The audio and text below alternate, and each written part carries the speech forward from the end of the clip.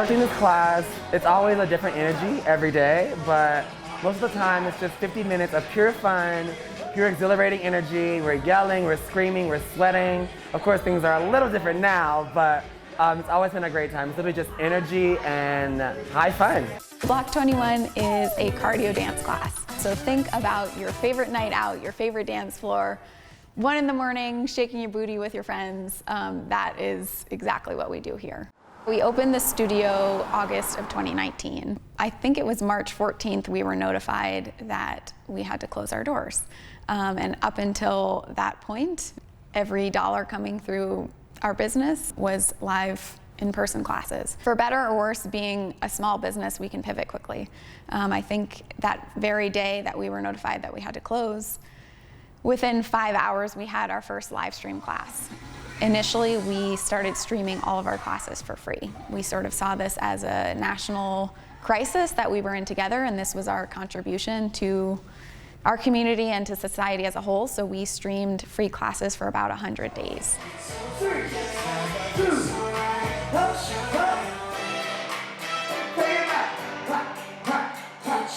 Teaching during COVID has really been an eye-opening experience for me because I'm learning how to A, manage my breathing and adapt, of course while wearing a mask. We learn breath management and like how to not exert yourself all the time but still give off the most amazing energy possible so that way people can feel you and get that feedback.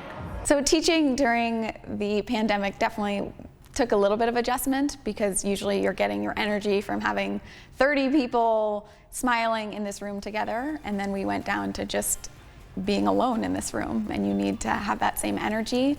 And it started out a little bit weird, and now you just almost can picture the people behind the screen from the comfort of their own living room. I think we hold the same amount of responsibility to keep ourselves healthy, happy, and still feeling supported and pursuing what we love to do.